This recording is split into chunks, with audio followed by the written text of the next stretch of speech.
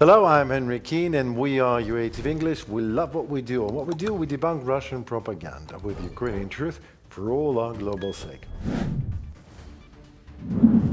See in the episode, Ukraine greets allies in the Kyiv. Peace from the position of force. And both Trump and Pope blessed this Ukraine's position, each in their respective ways. United States and Germany transfer missiles and Patriot systems to Ukraine. Please join us to share the victory by watching this episode. Ukraine is ready for a full ceasefire starting right now. From this very moment, a 30-day of silence.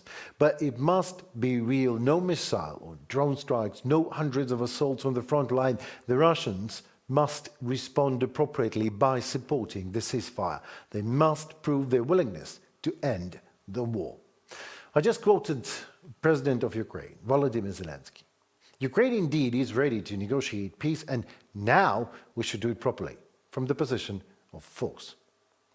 The leaders of Germany, France, and the United Kingdom and Poland have delivered a unified ultimatum to Russian dictator Vladimir Putin.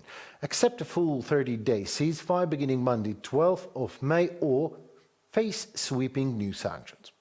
The announcement was made during a historic, no less, visit to Kyiv, where the European leaders stood in solidarity with the Ukrainian president and Ukrainian people during a direct phone conversation with the President of the United States. We expect a ceasefire tomorrow. This proposal is on the table, a full and unconditional ceasefire, long enough to provide the necessary basis for diplomacy, can bring peace much closer. Ukraine has been proposing this for a long time.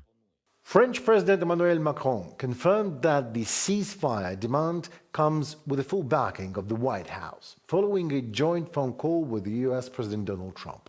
The proposed ceasefire would be enforced across land, sea and air, and as soon as possible. However, Donald Trump seems to be expressing more doubts recently that Russia really wants any kind of deal in his publications more and more often. Kremlin mouthpiece Comrade Dmitry Peskov, speaking to CNN, was bragging, as usual, Russia is resistant to any kind of pressure. Well, only dead matter. Comrade Peskov is resistant to any kind of pressure. And so the coordinated appeal leaves Putin just a few hours to respond. And moreover, it demands the rapid development of a ceasefire monitoring system, including satellite and communication capabilities. While Comrade Peskov remains resistant to any kind of pressure, his master is obviously not. The Kremlin came out with a statement, a demand to Ukraine to meet in Istanbul, in Turkey, on May 15th and continue negotiations there, which obviously is just a countermeasure to ignore the Allied ultimatum to cease all fire on the front line. Well, on May 12th, the Russians didn't cease any fire, they caused it. And one more humble reminder, Russia has not abided by any ceasefire agreement since the start of hostilities in 2014. Not a single one.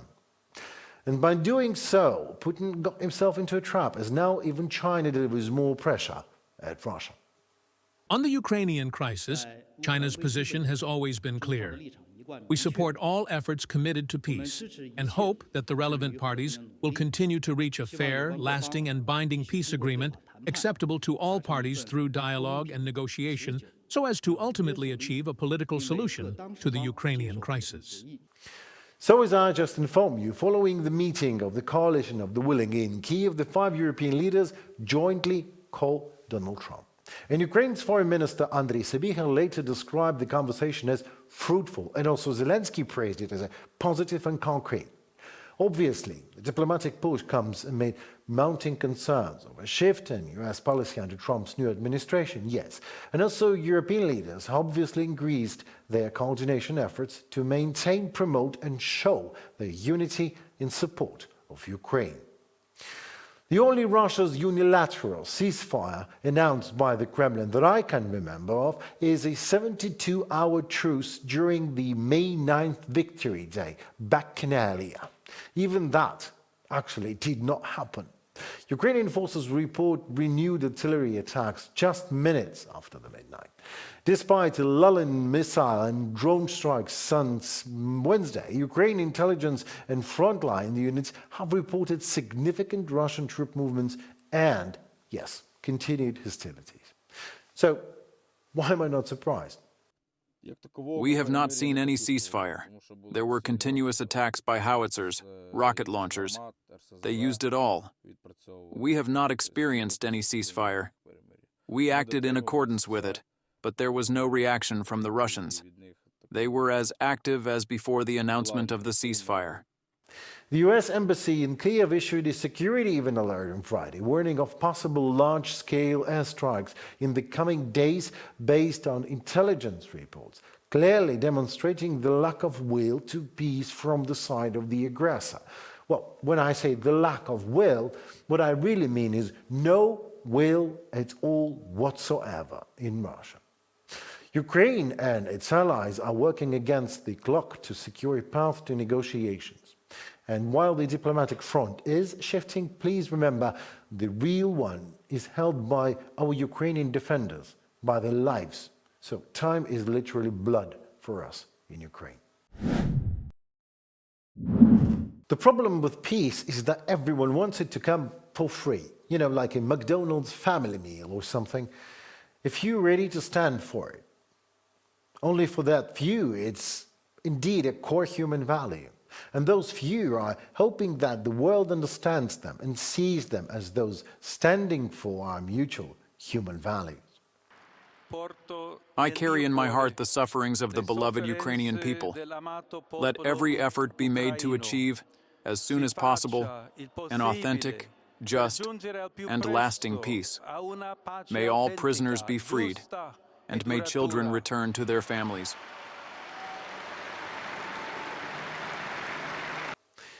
Well, I hate to break it to you like this, but an appeal to stop the war is good, but worth nothing.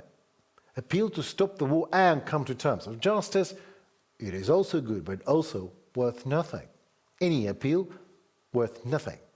What is worth is actions. Here is a revelation for you again. Ukraine was ready for peace even before the war, as it wasn't us who started it. And we have been through many promises in the course of this ferocious 3 years. And we have been stabbed in our backs by our partners. Yes, when American military aid was stopped or intelligence cut, we have been through it all. International sabotage, domestic sabotage, mass killings, mass destruction, but we're still standing. Standing for only just peace. Because any other peace is for Ukraine. It means the end of Ukraine. So why should it be different this time? This is a crucial week in which we can take a step forward towards peace negotiations. In our view, and this is an opinion that I also share with my European colleagues, the prerequisite for this is that there must first be a ceasefire. This has been clearly articulated. Ukraine is ready for this. President Zelenskyy has taken a big step forward, and the expectation of President Putin and Russia is that they will now follow suit. Well, this time it should be different because a recent visit of 5 leaders from mighty powers in Kyiv who came over and called American President Trump, this is not just an appeal, it is action. And the Catholic Pope took action also. He blessed just peace in Ukraine. And the American president approved this just peace. But hey, Henry, you might ask me, what is that just peace for you in Ukraine? Well, thanks for asking. Just peace for us in Ukraine means a will to stop the war. As simple as that. Not a will to build a Russian Death Star and rule the galaxy. Not a will to shred Ukrainian children with cluster bombs in the streets like it happened in Sumy. Not a will to murder Ukrainian journalists and cutting their brain and eyeballs out like it happened to Victoria Roshchina. Not a will to burn, rape and destroy disguised as a crazy crusade against Ukrainian fascism. What are you even talking about? Zelenskyy is Jewish and Ukrainian Minister of Defense is Muslim. So again, let's be clear about what is going on. Russian fascist dictator said he wants to meet our President Zelenskyy in Turkey without even stopping killings in Ukraine. And we should take it? Well, maybe we should. And here's why. President Putin of Russia doesn't want to have a ceasefire agreement with Ukraine, but rather wants to meet on Thursday in Turkey to negotiate a possible end to the bloodbath. Ukraine should agree to this immediately. At least they will be able to determine whether or not a deal is possible, and if it is not, European leaders and the U.S. will know where everything stands and can proceed accordingly. I'm starting to doubt that Ukraine will make a deal with Putin, who's too busy celebrating the victory of World War II, which could not have been won, not even close, without the United States of America. Have the meeting now. Donald Trump, President of the United States, on Truth Social. Well, the reason for Zelenskyy to meet Russian fascist dictator Putin and discuss any possible pause to this war is not because Trump wants it to happen, but to show to Donald Trump and the Vatican and the US people and the United Kingdom and Europe and the whole world that Putin will break any promise, any agreement, any treaty signed, just as he did with any promise, any agreement, and any treaty he signed before. To demonstrate that to the world that Putin won't stop, because he's Putin. I mean, you can't stop a bloodbath when you are a bloodbath. And maybe Zelenskyy should go to Turkey and show it to the world again. Maybe this time the world will see, learn, and finally proceed accordingly. Some war facts and footage directly from the Ukrainian military for you. Germany, with permission from the United States, will send Ukraine more than 200 missiles, including over 100 missiles for the HIMARS rocket system and around 100 for the Patriot air defense system. According to journalists, the US approved the transfer on Friday, May 9th. A US Congress officially confirmed this to the New York Times. On Friday, a congressional official said that the United States had approved Germany's transfer of 125 long-range artillery rockets and 100 Patriot air defense missiles to Ukraine. The critically needed weapons are made in the United States and cannot be exported, even if another country owns them, without American government approval. From the New York Times publication. These long-range missiles can be launched from HIMARS or M270 systems, successfully hitting targets up to 300 miles, which is about 180 kilometers away. Ukraine already received shorter-range HIMARS rockets before, but this new package includes long-range ones, which will significantly improve Ukraine's ability to strike deeper into Russian-held areas. On May 11th, residents of Rylsk in Russia's Kursk region reported a missile strike. A hotel building at the outskirts of the city was destroyed. It was being used as a base for the Russian 40th Separate Marine Brigade. The building was located near a key location bridge over the same river, heavily used by Russian military logistics. Well, used to be used by now. Footage shows Russian soldiers clearing the rubble. Russian media said 3 people were injured, 2 had shrapnel wounds and were taken to the hospital. The attack was likely carried out by the Ukrainian HIMARS systems. During the night of May 12th, a Ukrainian kamikaze drone called AN-196 Lyuty attacked the Kamensky chemical plant in Russia's Rostov region. This was reported by the Russian Telegram channel Shot. The drone crashed on the factory grounds around 5 a.m. It was jammed by Russian electronic warfare. There were no injuries or serious damage. The Kamensky plant is one of the biggest chemical factories in southern Russia and a key employer in the city of Kamensk-Shakhtinsky. From the Shot Telegram channel. Lyuty is a long-range kamikaze drone developed in early 2022 in response to Russian drone attacks using Shahid.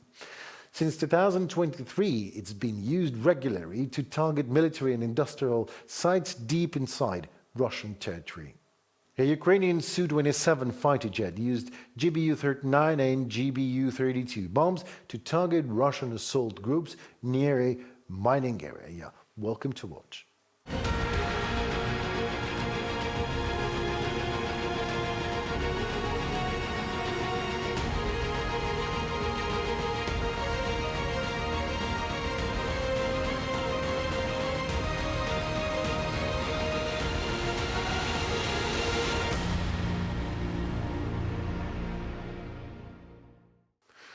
Russian bravado turns into a backlash. A big one, if you ask me. A fire broke out at the Yamalo-Nenetsk oil field in Russia. An oil rig collapsed, and the fire spread to the wells, and so far firefighters have not been able to put it out. And to resume today's episode, a demonstration of Ukrainian and international resolve. France and Poland signed a comprehensive strategic agreement to develop joint weapons and ammunition procurement without access introduction. Here we go. Donald Tusk and Emmanuel Macron have signed the most significant agreement on friendship and defense cooperation since 1991. According to the French president, the motivation behind the deal is Russia's ongoing war against Ukraine and the need to focus more on Europe's security, especially as the U.S. signals intentions to reduce its presence in the region. With this agreement, we are opening a new chapter, one in which we build irreversible solidarity and trust, strengthened by crises, especially the recent ones, and reaffirm our commitments to our peoples and to Europe. We are sending a very clear signal. The treaty includes provisions on defense and mutual assistance, supplementing our shared commitments under NATO and the European Union. Paris emphasizes that until now, France had never signed such a far-reaching agreement with a country that does not share a border with it. In case of aggression against Poland, France commits to deploying its troops within days, Macron stressed. Donald Tusk, in turn, said that this agreement will not only benefit France and Poland, but will also strengthen the security of all of Europe through joint defense initiatives.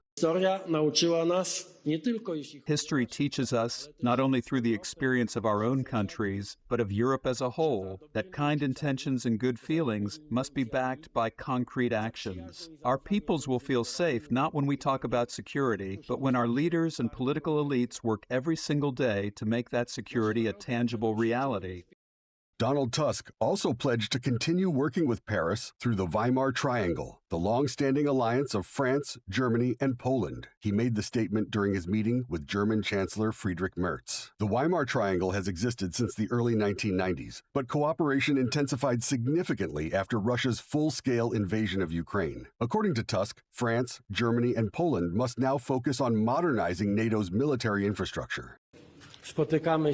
I find it symbolic that on the same day you meet with President Macron in Paris and then with me here in Warsaw, I strongly urge you to find an opportunity to meet in the Weimar Triangle format. As a veteran of these Polish, German, French initiatives, I am convinced that Europe's future truly depends on how well this triangle works. But to make that happen, we need momentum, and I know you can provide it. Poland is also preparing to sign a new defense agreement with the Netherlands. Tusk announced at a joint press conference with Prime Minister of the Netherlands, Dick Schoof. According to the Polish Prime Minister, both countries' defense ministries are currently drafting the Security and Military Cooperation document, which is expected to be ready for signing in July.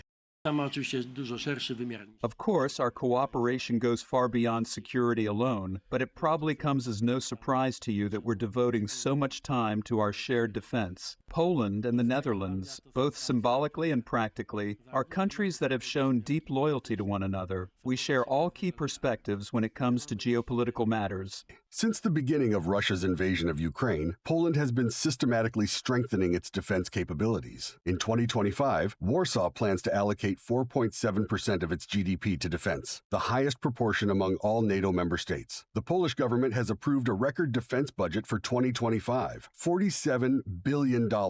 In addition, Poland is lobbying for increased security spending within the EU and actively participates in Brussels' defense initiatives. Reported by Andriy Dmitrenko, UATV News. That was it for today. Thank you so very much for watching. I am Henry Keane and we are News Pulse. See you at the next beat.